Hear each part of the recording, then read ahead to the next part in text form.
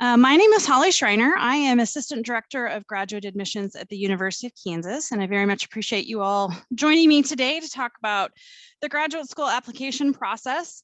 Some of the things I'll talk about are kind of standard to graduate school in the United States. Some things are very specific to the University of Kansas and how we approach graduate admissions. So I'll try to call out those differences and reference when I'm speaking specifically about KU. I am running solo on this presentation and I don't have anybody to help monitor chat. So you are welcome to put questions in chat. I might need to wait until the end of the presentation to go through and look at those. But there should be time at the end for questions. So don't worry about not being able to have questions answered. If you all can make sure that mics are muted, that would be really great. And we'll go ahead and get started. So when you are thinking about applying to graduate school, what kind of preparation should you approach the project with? A really good place to start is to think about conceptually where you are currently.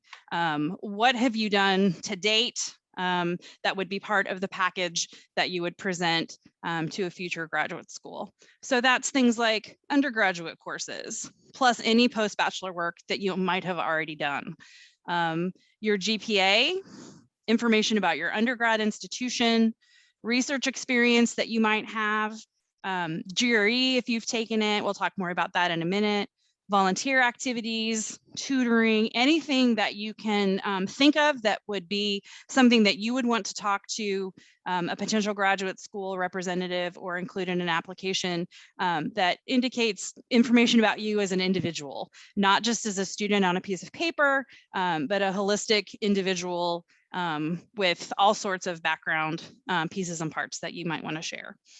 And then as you're thinking about graduate school, why are you thinking about grad school? What are your interests? Are you wanting to pursue a master's degree? Are you looking for a doctoral degree? Are you approaching it from a professional standpoint? My profession that I want to go into requires or is more standard to have these specific degrees. And then you want to make sure certainly it's something that you're interested in. You know, it's difficult to go through the rigors of the application process and the graduate experience anyway, if it's not something that truly interests you or resonates with you, it's likely not going to be tremendously pleasant. And then where do you go from there after you've started the prep? Really think about ways to play to the strengths of your experiences and ways to gain additional skills and experiences to be able to portray that in an application. When I applied to graduate school myself, I had been out of undergrad for a number of years and had been working professionally for a number of years, but getting a master's degree was something that was important to me. And so in my information that I provided during my graduate app, it was playing to the strengths of my experience. All of those years of work experience, all of those years of life experience helped tell them more about me as an individual rather than just my undergraduate experience, which by that point had been quite some time ago. Finding a program. This is very important because many programs have very specific admissions requirements and ways that they approach the graduate admissions process.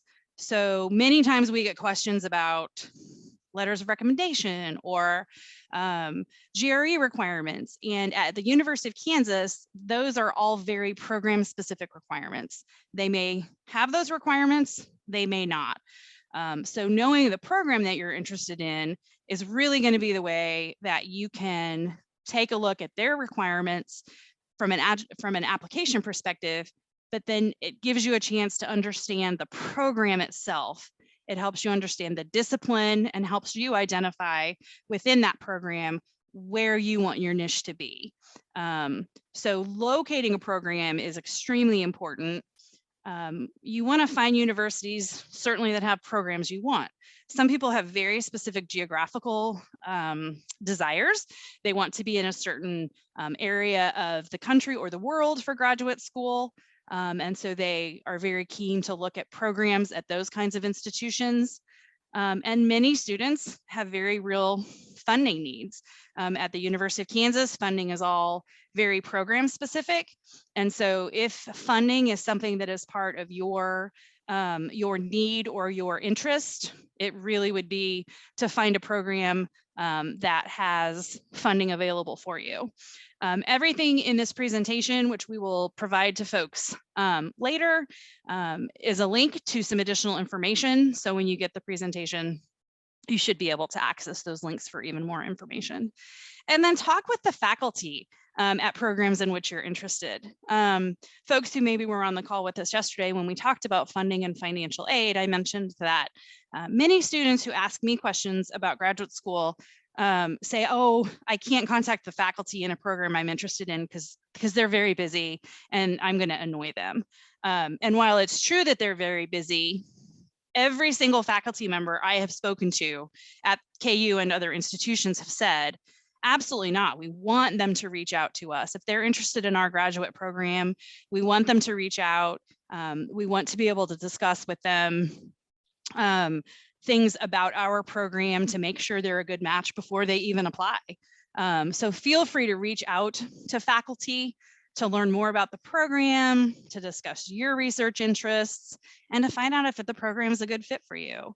The last thing you or a faculty or an institution wants is for someone to go through the rigors of submitting an application, having an application reviewed, only to find out that the program isn't what you thought or isn't a good fit for you. So the faculty can really help with that, as can current students in the program, anybody that maybe has continued with the institution to do postdoctoral work, and graduate coordinators with programs. At KU, most programs have an administrative staff person that assists applicants and faculty. They know a huge amount of information about their programs. And so graduate coordinators are a great resource for program requirements. Tell me more about your faculty. You know, I see that Professor X on the website indicates this research interest. Do you think it would be okay if I emailed them? Graduate coordinators at KU are going to be wonderful resources to help you with the answers to those questions. So identify coaches and mentors that you currently have who can help you along the process. Many faculty and mentors at undergraduate institutions or who work with you as undergraduates want students to go on to graduate school. They're certainly academics. They appreciate academia. They want folks to succeed in the college and university environment. And so they're going to be able to help you really hone in on interests and give you tips and tricks on how to proceed with the graduate admissions process. So look at faculty at your current institution if you are currently at an institution. Look at your faculty, look at folks from whom you've taken courses and any specific advisors or mentors that you have from an academic perspective, and talk to them about graduate school, what schools you're interested in, if they have feedback for you on any of your plans. If you happen to have participated in any summer research programs, certainly faculty from that can be helpful. I was at a fair the other day and someone said that they had had a wonderful experience at KU during a summer research program, and they were using the faculty that they had met during that as soundboards as they applied to both KU and other graduate schools in the country. Supervisors, professional supervisors of any kind, especially those related to any maybe on-campus jobs or jobs that you have with a current institution, and then any mentors that you've developed along the way at your undergraduate institution or in life in general. So here I'm going to transition to the application process itself. Beyond thinking about grad school, thinking about kind of what grad school entails and if you should proceed, this section goes more into the actual application process. Talks very broadly here at the beginning about generally, and then we'll talk a little bit more about KU specifically. But common application materials, pretty standard for most graduate schools in the United States to require proof of at least a bachelor's degree. Many institutions have that requirement. KU certainly does, that you are not eligible for advanced study for a master's or doctoral degree unless you have proof of a bachelor's. You've completed a bachelor's degree in the United States or in the world, where the institution's able to qualify that degree as equivalent to a bachelor's degree. At KU, we then require folks to tell us if they have any post-bachelor coursework or degrees. We like to see on the application if you have a bachelor's, which is the minimum requirement, but if you have earned a master's or a doctoral degree or another advanced milestone certificate credential, we ask for that information on the application as well. Generally, in the United States, institutions are going to ask for proof of English proficiency. How schools do this varies. Some schools might say any non-domestic student, any international student needs to provide proof of proficiency. Other institutions might say, here's X, Y, and Z requirements. At the University of Kansas, if you indicate that you are not a native English speaker, there are numerous ways that you can show proficiency for admission. The most common ways tend to be official test scores like TOEFL or IELTS, and then other ways of proof by policy.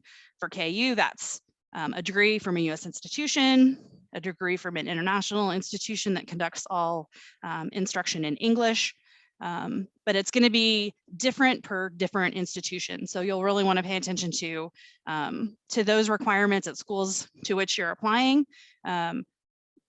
We get lots of questions about, I have to take the IELTS because I'm an international student, but we can take a look at the application or your record and say, oh, you would not have to take the IELTS for us because you have a completed US degree, for example. So it's important to know the requirements at the institution that you are applying to.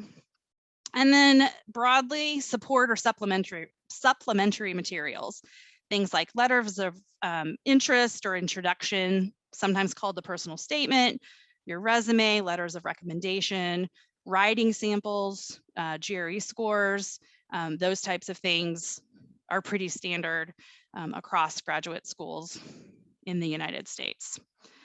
So at KU itself, we require at least a bachelor's degree from a regionally accredited US institution or an international institution with similar requirements.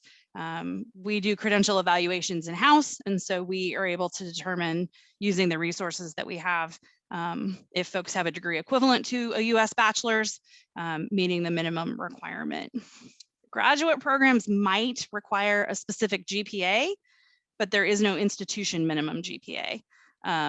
We don't look at GPA, we help departments figure out what a GPA might be if they need help with that. But graduate admissions itself, KU as an institution doesn't have a GPA requirement, but certain departments may have GPA requirements that they adhere to. And then KU current English proficiency requirements. Again, I talked a little bit about other ways to meet proof of proficiency by a US degree or instruction all in English at an international institution, but these are our current test score requirements if you do take TOEFL, IELTS, or PTE as defined in our policy. The full admissions category means that you meet full proficiency at the moment that you're admitted. Our AEC is our Applied English Center. Full admission folks do not have to touch base or check in with our AEC at all. Admissions proficiency, in that band, you are regularly admissible, you are fully admitted, you just have an AEC check-in, and then they help determine if you need any English coursework, how many grad courses you can take, that kind of thing, but you're regularly admissible in both categories with those scores. So there's more information at our website about these specific requirements related to English proficiency. So again, some more information about typical admissions requirements. Personal statement. This is, again, a departmental requirement. At KU, graduate admissions is never reviewing that documentation, but departments may require a personal statement or a letter of introduction. Some departments will tell you what they want to see. Some departments will say on their website, please provide us with a document of X words that explains your career goals, or please explain to us how a degree from our institution in this field will help your specific career goals. So some of them will have some prompts on their website of what they want to see in that letter of introduction or that personal statement, whereas others will not. They'll just say, we would like a personal statement from you. So when you are developing those letters of introduction that you're going to put on your application, your personal statements, check to see if there are departmental requirements. And then as you draft that, have current faculty, if you have availability to current faculty, read and comment. Faculty have been through the graduate admissions process. Most of them have been through the graduate school experience, and they are certainly experts in writing and in communicating regarding academia. So if you have access to current faculty, have them read your drafts of personal statements for graduate study. If you have access to a writing center at a current institution, use the writing center to have them take a look at what you've drafted for a personal statement or a letter of introduction, and get feedback from fellow students and peers whom you respect. I don't think there's ever a chance or too many eyes on a piece of paper. I think the more people you can get to look at something and provide feedback for you, the better. The more people who look at it, they can catch mistakes that perhaps you're not seeing, or make a recommendation to you about something that you might want to include that you had forgotten about. And then we always tell folks, write it, edit it, rewrite it, look at it. It's not a good idea just to sit down and fire it off in 5 minutes, unless you're an exceptional writer and you write better in that manner. Most folks need time to look at it, analyze it, read it, live with it, sleep with it, and then come back to it and finalize it before you're ready to upload it. If you make any reference in a personal statement to, I'm Holly Schreiner and I can't wait to go to the University of Kansas, make sure as you're applying that you're uploading that document to the University of Kansas, and not saying, I'm Holly Schreiner, I'm very interested in the University of Pennsylvania, and then upload that to the University of Kansas application. Lots of faculty will say that shows a lack of attention to detail. Certainly humans are able to make mistakes, but with the graduate admissions process, you want to be very specific about the documents you're providing the schools to which you're applying based on their requirements. And you want to make sure that you're referencing the correct school in all of those application materials. Letters of recommendation, again, departments are going to determine those requirements. At KU, it is not a graduate admissions requirement that there be letters of recommendation, but that's a departmental requirement. They can say we want 1, they can say we want 2, they can say we want 3, they can say we don't want any. And then it's up to that department to frame, if they choose to do so, what types of things that they would like to see in those letters of recommendation. Think about, as you're applying and looking for folks to provide recommendations for you, the purpose of that recommendation. You certainly want to make sure you're asking folks to be recommenders for you who fit the type of thing to which you're applying. You might have a professional reference, but if you're applying to a very specific research, scientific STEM field, you might not want a letter of recommendation from a pastor or a minister. You're probably going to want to make sure that you have recommendations from folks who can speak to your scientific knowledge, experience, approach, that kind of thing. So who should write the letter for you? How do I ask the person to write the letter? This can be an intimidating piece for many students who are currently undergraduates. Again, they think faculty is so busy, I can't ask them to do something on my behalf. But most of the faculty I've spoken with will say absolutely not. We want students to continue and to go to graduate school. And so we would like for them to feel comfortable asking us if we would provide a letter of recommendation for you. So every time I applied first for a certificate program at KU, and then to a master's program at KU. And I contacted folks who I thought would be able to speak to my academic experience, Mine was a professional master's that I received, and so I did need a professional recommendation in there. And I reached out with a phone call, with a drop by the office pre-COVID, and then via email if I couldn't reach them, and to say, I'm planning to apply to this program. I would very much appreciate if you could serve as a reference for me. I understand if you can't, but it would be very valuable to me if you could. Please let me know if you agree, and if there are any questions that I can answer for you about me, should you get the request for the recommendation. And then the submission process, generally in higher ed, at US institutions, there's going to be a prompt in the actual application for you to provide the names of references and recommenders. There is many times a question about, do you waive the rights to see the recommendation? Our recommendation is to always say yes. So this means, do you as the applicant want to see what the recommenders wrote about you? While that sounds like something you might want to see and have in your records, many times recommenders are uncomfortable knowing that the person about whom they're writing is going to see the letter. Now, some will say, I wrote the letter, here is what I provided to KU. Or some will say, here is a letter for you. You may have it in perpetuity and you may show it yourself to places that you're interested in.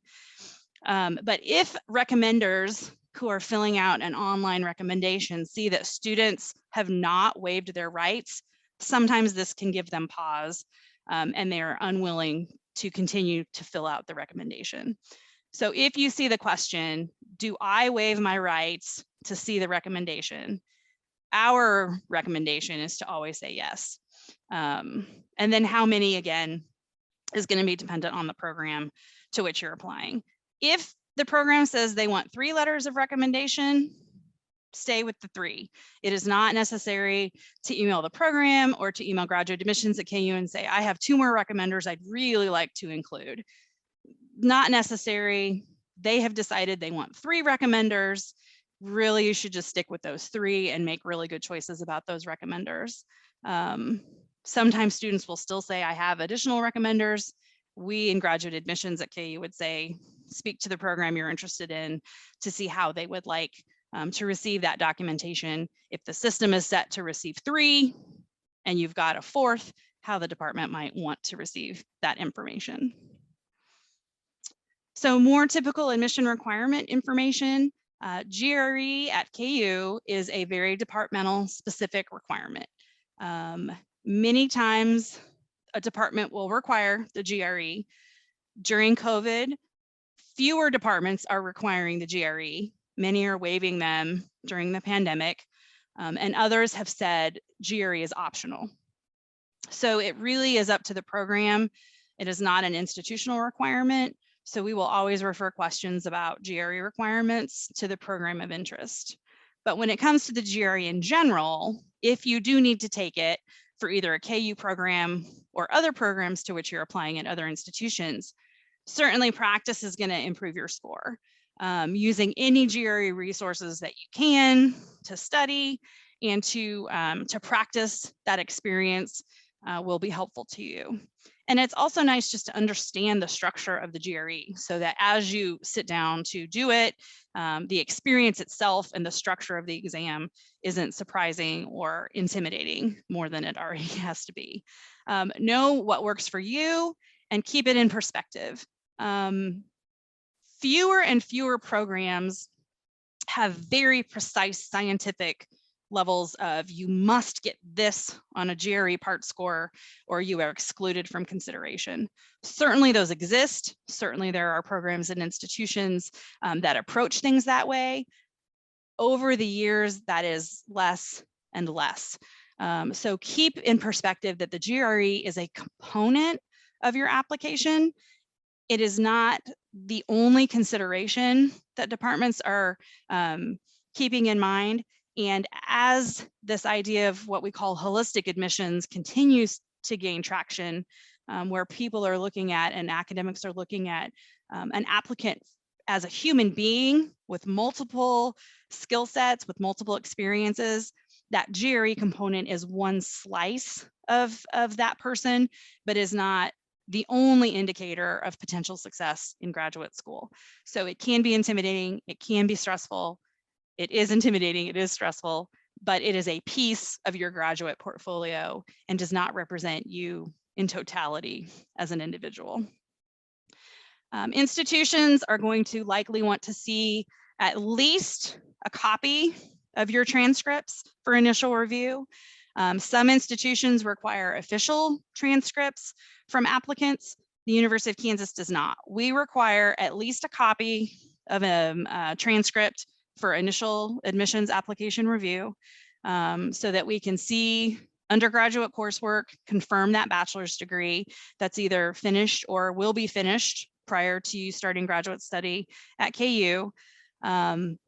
We want to see that to review. Some programs might want to see other types of transcripts. They might say we need an official transcript, or they might say we want to see any pre-bachelor coursework. We want to see community college or associate level coursework. Graduate admissions does not need to see that, but if you're applying to the School of Social Welfare, to an MSW program, they might say, I don't know that this is the case, I'm just using them as an example. They might say, please list any collegiate experience that you have, whether it be associate's degree, general coursework that you took that where you didn't earn a degree, and then bachelor's information. So keep that in mind, but most institutions are going to want at least a copy of your official transcript. For KU's purposes, we then require an official transcript from degree granting institutions prior to second semester of graduate enrollment if you're admitted. So if someone is admitted at KU for spring 2022 semester, they have that whole first semester to arrange for those final official transcripts to be sent to us by their degree granting institution prior to the fall semester.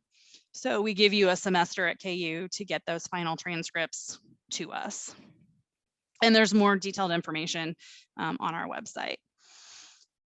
Pretty much any institution that you look at is going to have an electronic online application system.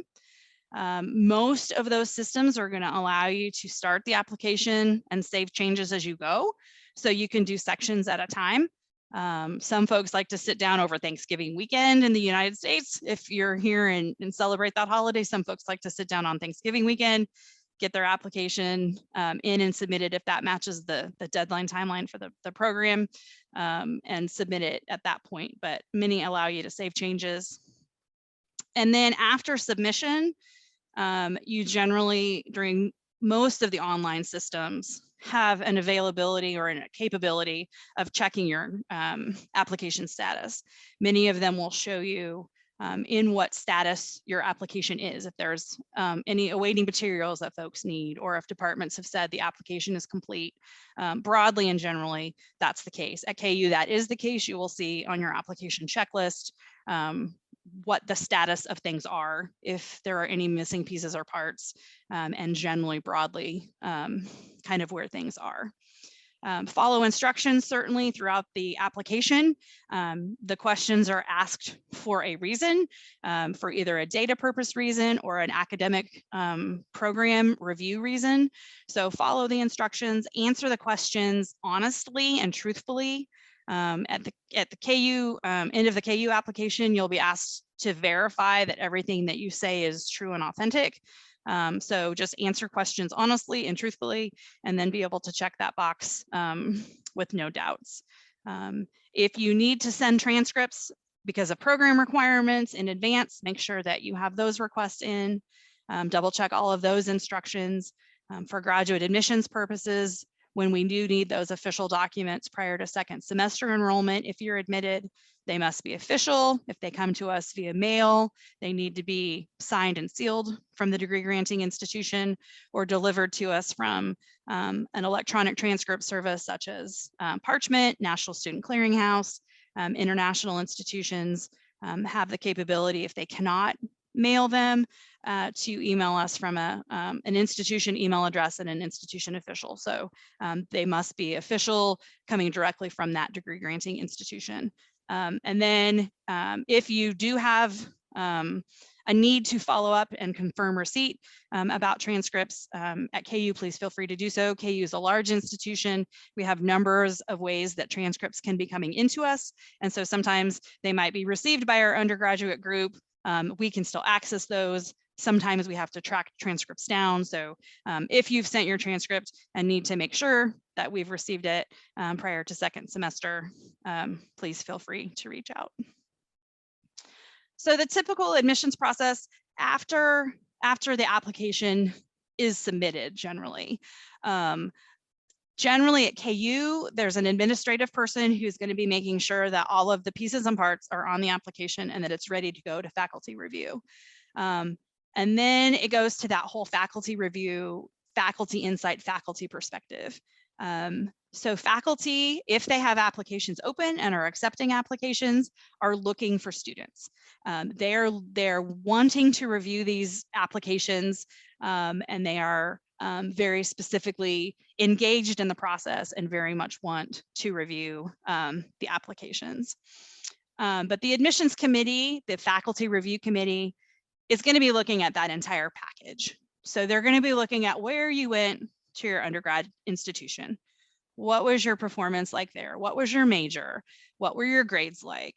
How is your undergraduate institution viewed in regard to producing potential graduate applicants for that specific field?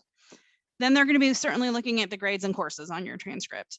Some are going to look very specifically in certain disciplines for specific types of courses, prerequisites, certain grades. Others are going to be looking more holistically at the types of courses that you took and the grades that you had. Certainly they look at letters of recommendation. They value their peers in academia providing letters of rec. They frequently provide letters of recommendation for other students. So they do read those letters of recommendation and take into account what those recommenders have indicated about applicants. They're trying to determine if your interests are fits for their research or for their program. If you say in your letter of introduction that you're very much interested in chemical and petroleum engineering, but you've applied to I don't know, another engineering program that doesn't fit those specific parameters, they might say, did they apply to the right program? Are we the right program for them? Because they really express an interest in this, but they've applied to this and it doesn't quite match for us. So they do look at the fit of research interests. Certain fields will be looking for research experience. STEM fields might be looking for experience in research. Other more professional fields in education, that type of thing might be looking for a different kind of experience. And then some programs are going to be looking for professional experience. They're going to want to know about you as an individual, as a potential employee. If you're applying to an MBA program, they're likely going to want to know more about your professional experience in business. When I, again, applied to my higher education administration program, they very much wanted to see what kind of employee I was at KU prior to that, what my professional experience was like. So the KU admissions process is that you apply to a graduate program online and pay the application fee, and that's application submission. All of the applications go directly to a program and are visible to the program immediately upon submission. Graduate admissions does not look at the records or the applications prior to the program. So we're not getting them first, doing an initial review and then pushing them to the program. It's the opposite model. Applications come in, we have visibility to them. We can help add documents. We can help answer questions about the application. I've submitted my TOEFL scores and I don't see them on the app. Certainly we help with that. But the program itself is doing the review of all of the pieces and parts are on the application. Each has its own faculty review process. And we help set that up for the programs, but we don't help manage an application through that process. So the graduate program reviews the application and then forwards it to either a school or college representative or directly to us. We have a series of schools, and then our liberal arts is called the College of Liberal Arts and Sciences. So they're all schools, and then we have the college. Different Schools have different requirements as to who makes those admissions decisions. School of Education, for example, the program makes a decision, then it goes to the School of Education contact, then it comes to graduate admissions, where other programs in other schools just come from the department right to graduate admissions. So then if the school or college needs to review it, they review it. And then if appropriate, then forward the recommendation to our office for us to look at. And then we review the application. So we're looking for those university minimum requirements, proof of a bachelor's degree, verification of any other degrees, and then non-native English speakers, we're looking for proof of English proficiency. So then our office updates the student record and facilitates the admission recommendation if we process that into the official student record. And then our office emails the official decision notification to applicants. They get an email with a link to the decision letter, and that decision letter includes their KU online ID to be able to set up other university profiles in certain systems. So that's kind of the KU graduate admissions process. It's going to be different at other institutions based on that institution's process. Some institutions do review applications before they push them to departments. Our model is that departments have them first, look at the requirements from their perspective. If they meet those institutional minimum requirements, then they make recommendations and we finalize it all at the end, but are happy to help throughout the process. Financing a degree is a very real consideration. Graduate school is not inexpensive, and funding needs to be something that you think about and make wise decisions about. Some students in some programs are able to finance their degree through graduate research assistantships, graduate teaching assistantships, or graduate assistantships. Those are the three paid positions that we have at KU. They might be called different things at different institutions, but at KU we have GRAs, GTAs, and GAs. These are all departmental specific. So we get asked a lot in graduate admissions, please, you have funding for chemical and petroleum engineering. And our response is always going to be, you'll need to check with chemical and petroleum engineering because every department handles it differently. Some departments do not have funding, some departments do. Some departments completely fund everyone that they admit. Other programs fund certain people. So it's really important to know as you're applying, if funding is and financing your degree is a consideration for you. I can't imagine for whom it is not, unless you have a full ride scholarship. Is the program to which you're applying able to fund you if that's an expectation or a need that you have? And then making sure that you're meeting any of the program's requirements related to that. Some programs will have a separate application for GTA, GRA, or GA positions. Some might tell you in the application what that is, but it's always wise to reach out to them prior to submitting an application and getting too far down the road. Certainly, there are other fellowships, scholarships, and sponsorships that you might want to look into. Many of these are field and discipline specific. So the department or the program or the school is going to be the best resource to provide very specific information about those types of opportunities.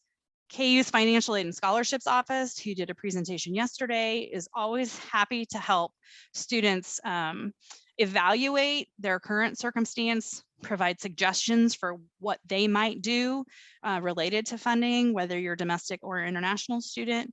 But ask programs as you're working with them about stipends, tuition being paid for, other benefits that might be part and parcel of funding that comes directly from the program, if they offer that. So remember, funding is different for different disciplines.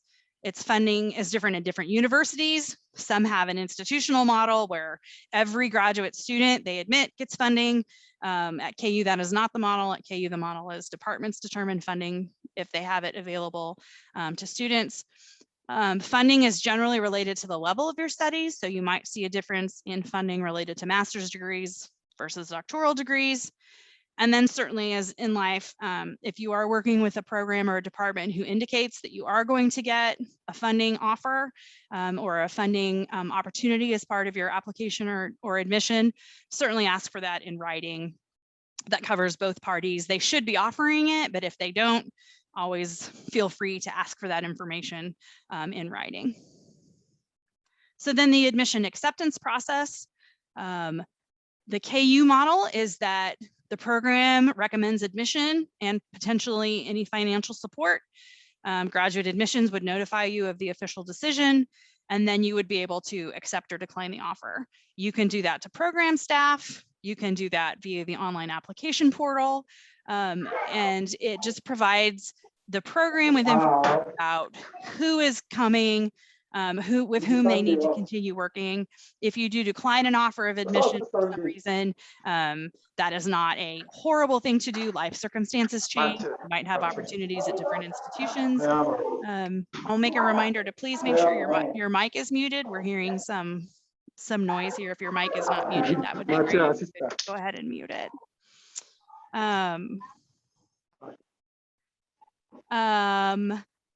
And then before you decide, certainly, you'll need to consider financial support that you might be receiving or not. Are you ready to make a decision? Do you need to ask for an in-person or virtual campus visit to help you? Do you need to make more, do you need to get more information about potential faculty mentors? Is it a match for your career goals? That type of thing. So you still have lots of power when it comes to what you do with any admissions recommendation before you make a decision. So for KU, please stay connected with us. gradapply.ku.edu is our website, and it's going to have links to our application, to all of our program information. There are ways to request information about specific programs. So that concludes my formal presentation.